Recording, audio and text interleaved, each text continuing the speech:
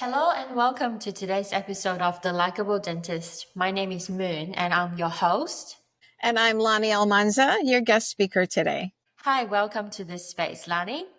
Lani holds a master's degree in communication from the University of Hawaii, Manoa, and worked with the American Cancer Society for 15 years in various leadership roles related to health communication and community engagement. After retiring from ACS, she founded her own wellness business, Alakai Associates, which focuses on guiding others towards more activated lives in health and wellness. She's also done a dozen of podcasts on the topic of self-care and wellness. So welcome, Lani. So today we're going to talk a little bit about self-care and why it's important, and also a number of other topics, including career longevity, building meaningful relationships with the people around us and within our workspace as well. So yeah, Lani, would you like to elaborate a little bit on why self-care is important? Sure. I found the need to create my own self-care habits about 25 years ago when my youngest son was diagnosed with a brain tumor and we began his journey through cancer. He transitioned in 2005. And it was in that time where I was really reminded of the instructions that you get when you board a plane about if something should happen and the oxygen mask drop, to put yours on first so that you can be there to help others. And I realized in that stressful time that that's really what I needed. I needed my own oxygen mask so that I could continue to survive and thrive with my own wellness, and in taking care of my family. Yeah. It quite often takes a personal journey like this to find a meaning. And I can see why you worked with the American Cancer Society for 15 years because of the relationship you had with them through your son's journey. Yeah, it was. It was about 10 years after I started working with the American Cancer Society that I really had another aha moment about my own wellness journey and realized that I had been working with good intention but in this very disease focused space with people with cancer. And for my own well-being, I needed to start focusing on wellness and helping others to come to that understanding that we're all aging throughout our life and that I would much rather age in wellness than illness. After my son passed, I was caring for both my parents who were aging with different diseases. And those self-care lessons became even more critically important to what I do. Yeah, I think quite often I have this conversation with my patients about, how long you want to live and would you like to live to 100? And the answer quite often is it depends on the quality of life that I get. Yeah. Because if we are healthy and pain free, it would be nice to live for a long time. But if we are sort of crippled with illness or disease or arthritis, which can be quite an annoying pain, then we don't want to live for that long. So Right. I think, yeah, and the current older generation, they grew up in a time where physical labor was the main part of their job. So there was a lot of work related injuries that sustained over a period of time. Mm-hmm. Whereas in my generation or even the current younger generations, we are aware about how exercise and eating well is going to contribute to a better, healthier lifestyle and keep ourselves fitter and feeling younger. And that's a great improvement, I think, that has happened over the generations. And there's a lot of focus on mental health and physical health, Mm-hmm. wellness in the day that we live in today. And there's lots of resources and experts like yourself that is putting in effort in raising awareness on the topic as well, which is really awesome to see. So for me personally, I had this aha moment, like you talked about, when I was in my final year of university, because we always get told that you should love yourself first before you can receive love or love someone else. And I, I always had a hard time grasping that idea because I was raised in a Chinese household, and in the Chinese culture, they don't really praise you or express their love for you. They just keep pushing you to do better and better, or they compare you with someone else's kid, who's achieving more than what you're doing, Yeah. and in hoping that it will motivate you to do more. But I had this almost like an epiphany moment when I was in my final year of university that life is a journey, right? And our parents will grow old and leave us, and our children will grow up and leave us as well. And if you are fortunate enough to have that one partner for a long period of your time, um, that person is your very special person. But until you meet that person and till death do you apart, you still have a period of time where you are just sort of by yourself in your own world, trotting along.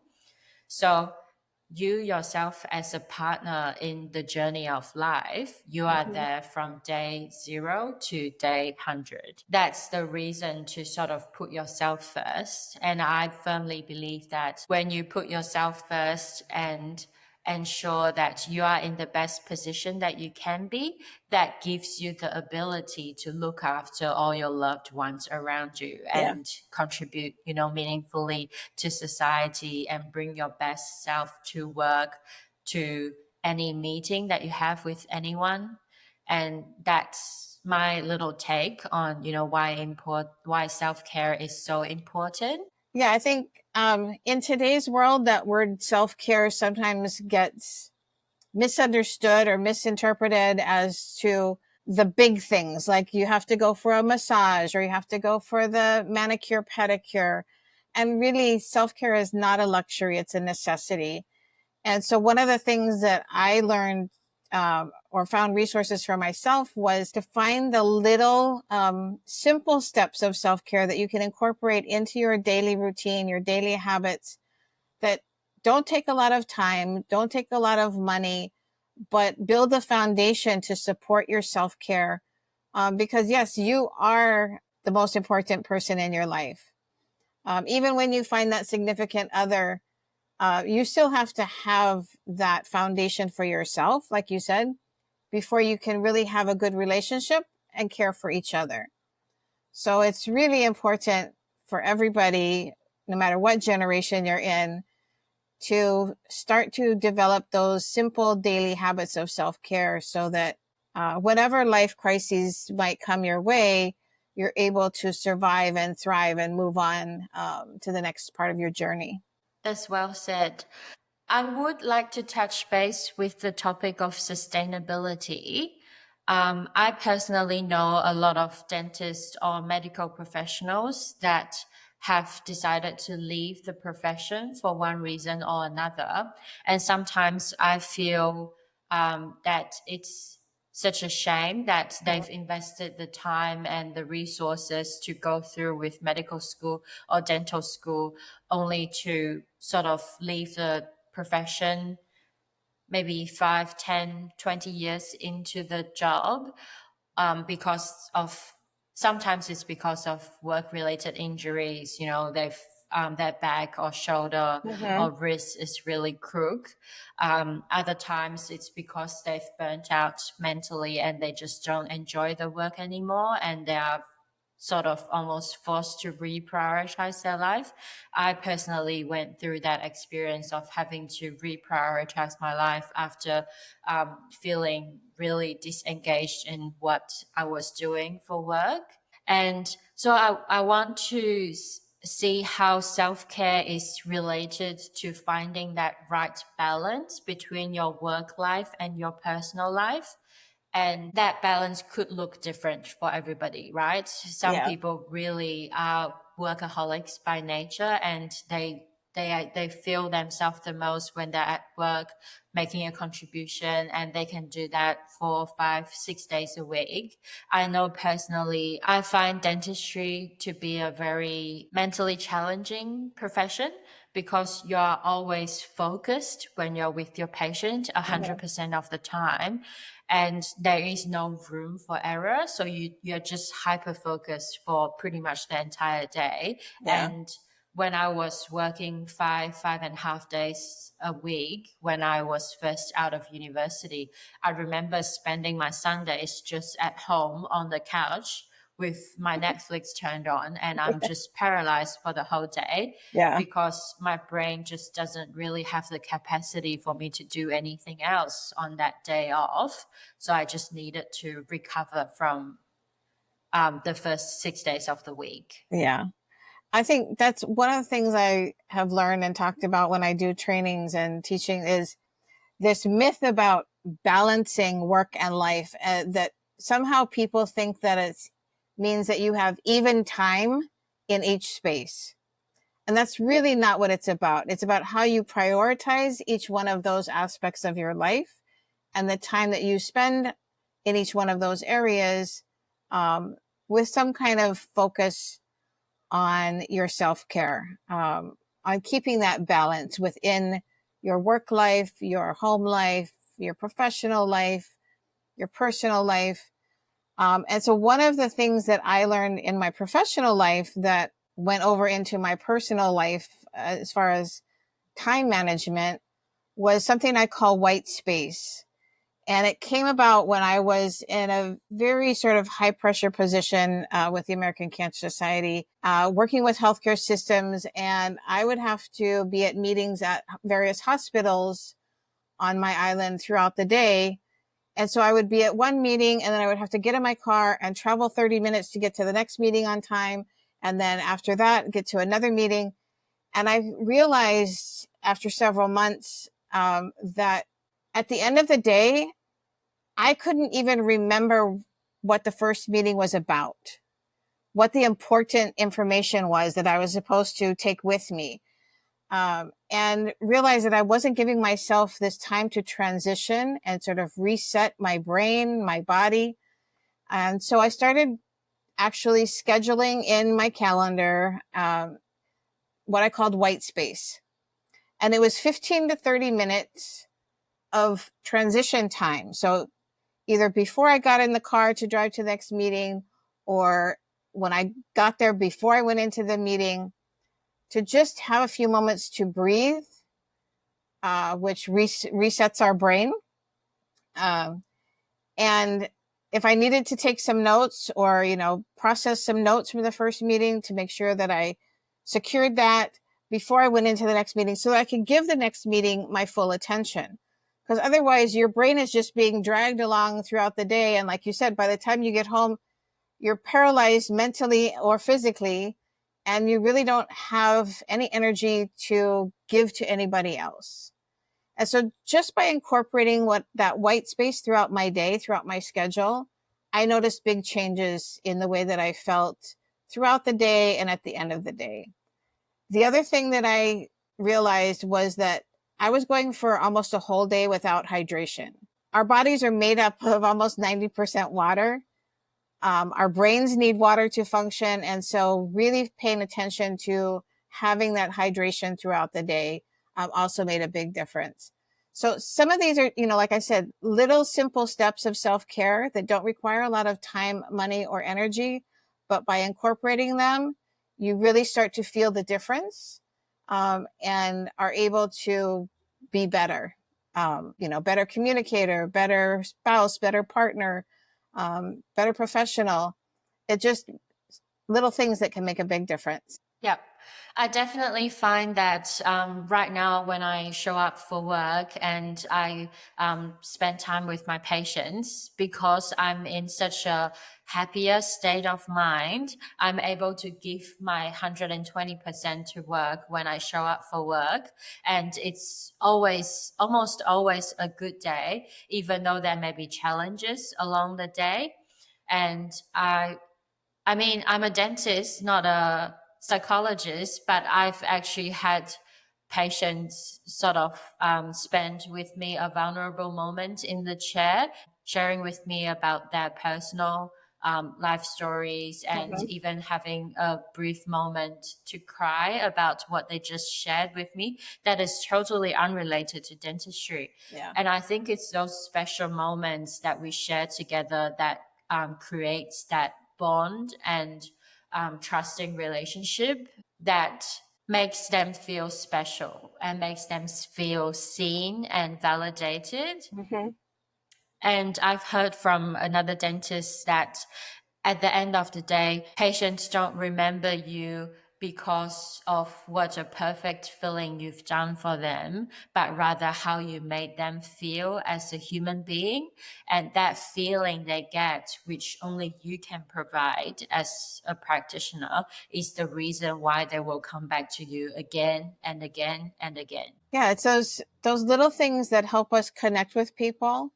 And we had talked earlier that one of my favorite quotes is, helping one person might not change the world, but it can change the world for that one person. And so sometimes it just takes that moment or few moments of connecting with them, having those conversations, being vulnerable with them, that really has the impact that sometimes we don't even know, the impact that we have, that, we start the ripple effect that they take with them out the door of your dentist office to the next person and say, I have this fabulous dentist. She listens to me. She's so, welcoming. Um, that it doesn't always take big actions. Sometimes it's the small things that have the biggest impact. Going back to putting ourselves first, and we are the most important person in our lives. And I wanted to talk about having difficult conversations because with my life experience, I've lived in 3 different countries. So I've experienced quite a lot of transition in my time. And I find that sometimes having difficult conversations, with your spouse or with your family, is actually quite important. And the end of those difficult conversations, you quite often build again the bond and trusting relationship, and Mhm. you elevate that relationship as well. And I think sometimes what we forget is having those conversations with ourselves, what really makes me happy, what makes me feel fulfilled. Because I think a lot of people that I talk to, young or older, they always say that they are a people pleaser and they kind of regret living a life to please others Okay. rather than doing what's meaningful for themselves, or staying true to themselves for that matter. What are your thoughts? One of my favorite exercises, to kind of bring people to understanding, having that conversation with themselves, it's called the 7 whys. And so if you ask someone, if I were to ask you, why is dentistry important to you? And you could tell me, your first answer, whatever came to mind, um, that it was something that your family wanted you to do or whatever it is. And after they give that first answer, you ask again, so your family said this, why is that important to you? And you just keep asking why to the answer that they give, because eventually that peels back the layers of the onion, in a way that isn't really, challenging, like a hard challenge at them, but gets them to reveal it for themselves. And so when you get to like the seventh, usually by the fifth, sixth, seventh layer or question, um, you can see that their reaction, they finally got to the heart of it. They'll either cry or, you can see that they're getting more emotional about it. And that's really the important part, that we can say that we're having these challenging conversations or, difficult conversations, but oftentimes we stay at the surface level and we don't keep asking, well, why is that important? Why is that important? Why is that important? And when you challenge yourself to do that for yourself, it can get really hard to get to that point where you are really at the core of what's important to you and why you do what you do, to find your purpose in life. And sometimes you have to sort of peel back the expectations that other people have put on you, that I thought that was the reason that I was doing it because somebody said it was the journey I was supposed to be on. But really, I was doing it because I wanted to take care of people. And that's important to you because at some point you had someone who took care of you in that way. So I would just, that's, kind of where I go with that is, if you're ready to have that conversation with yourself, try the 7 whys. I think one of my friend actually used that 7 whys on me one time, and I remember the answers were just getting harder and harder because I really had to think deep with what's driving me to do what I wanted to do. Yeah. I actually started writing a gratitude journal recently. My last entry was 6 months ago, and I had 3 things written down about what I was grateful for. And I think personally, having a gratitude journal really helps you put things into perspective. And when you're having a challenging day or a stressful day at work or something like that, just flipping through your gratitude journal and looking at all the positive things that has happened to you in the past, it just takes you right back to that moment when you pen down those thoughts, Yeah. and Yeah. it just, yeah, it makes you feel loved and appreciated. Yeah, you recognize those moments in your life where you've had those feelings and you can return to that. I love journaling uh, in many different kinds of forms. I have all kinds of journals. Gratitude journals are one of them. And I think people have a misconception about journaling too, is that they think you have to be a writer and write pages and pages. But really, like you said, it's just, start with just 3 things in the morning or in the evening that you're grateful for, positive things that happened during the day. I remember when I was going through my crisis with my son, that journey, some days were really hard and it was hard to find the things to be grateful for or the positive things. And so some days it's just that, the day's over, that you survived the day, that you were able to take a hot shower and you have a warm bed. Sometimes those little moments of gratitude, they might not be significant, awe-inspiring moments, but little things that you're like, wow, I can be grateful for that. And today I can be grateful for something that's even bigger. Lani, I know that you teach breathing exercises to your audiences as well. Would you like to go through some tips or basic breathing exercises that one can do to help sort of reset themselves? Absolutely. Yeah.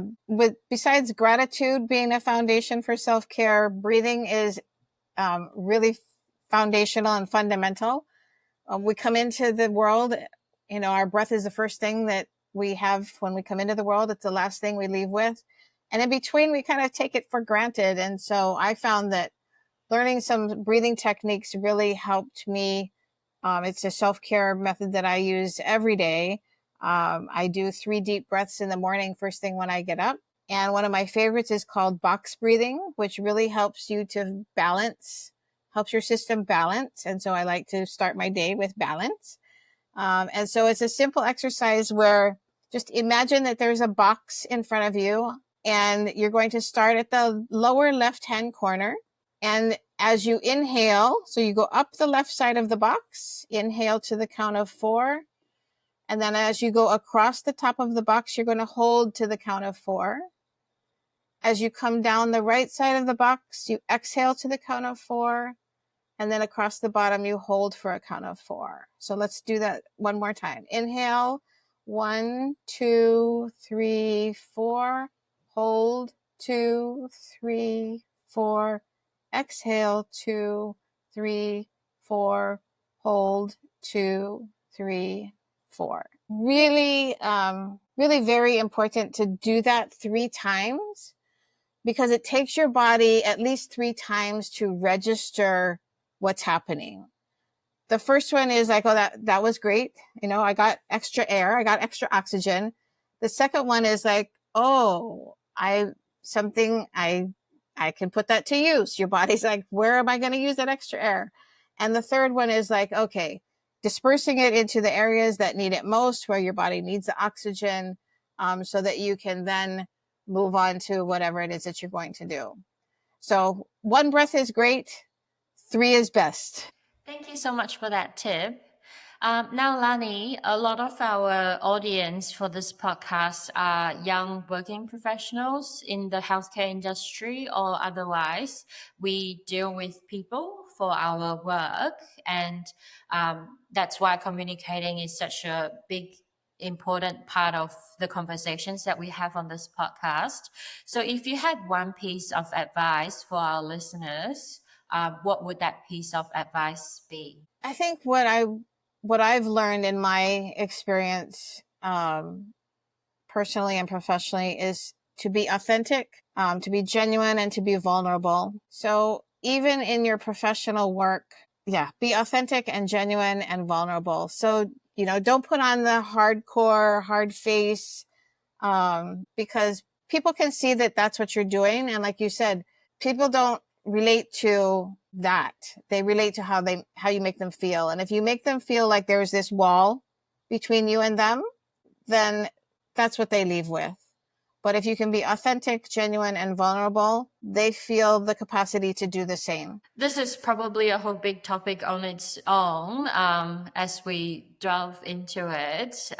But I think with how technology and artificial intelligence is shaping the world and changing the world so rapidly, there will come a point in time where people crave that human to human interaction and that vulnerability and authenticity that only a human can provide, and that cannot be replaced by any technology whatsoever. In fact, we're already seeing it in some countries. Like I read this news that in Japan, there is this new type of job where one sells their company. So they just sit there and chit chat with you, or even just sit in silence and offer some company while you go shopping or go for a meal or something like that. It's almost like hiring a friend, right? Because we live in isolation these days, and COVID amplified the whole process of feeling disconnected from other people. It's like we live in this world where it's so easy to connect with someone else, via the internet. And that's how we can connect between Australia and Hawaii.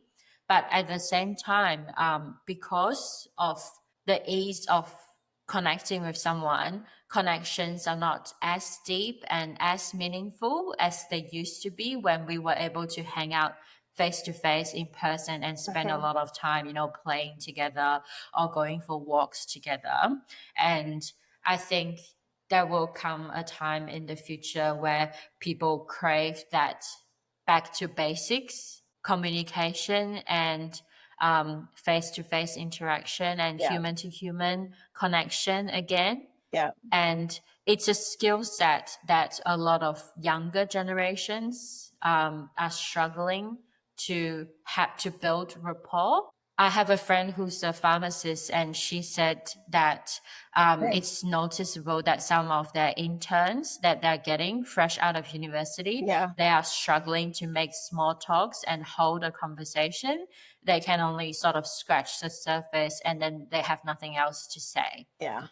I think communication is very much a skill set that is like a muscle group, right? You use it or you lose it. Yep, absolutely. Yeah, and I think that's, I feel very fortunate that that's where I landed in my educational journey, was in communication and personal communication, health communication, that really that human to human connection is where it really happens. That, the eye to eye contact, the touching contact.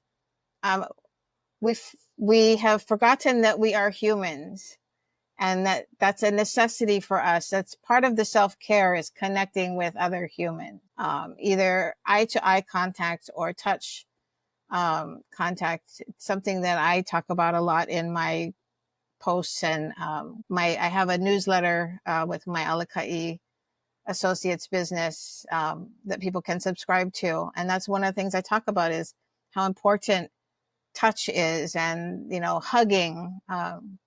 That 20 seconds of a hug can also help people's systems reset. So with your children, with your spouse, with your friends, whatever that looks like, reach out and touch someone, as the song used to say. Awesome. All right. If you wanted to see more of Lani's work or get in touch with Lani, we'll put some links in the show description below. And like always, if you have any questions or comments, you can email us at info@thelikeabledentist.com.au or visit our website at www.thelikeabledentist.com.au. And we look forward to hearing from you. We'll see you in the next episode, and we hope you have a lovely day ahead.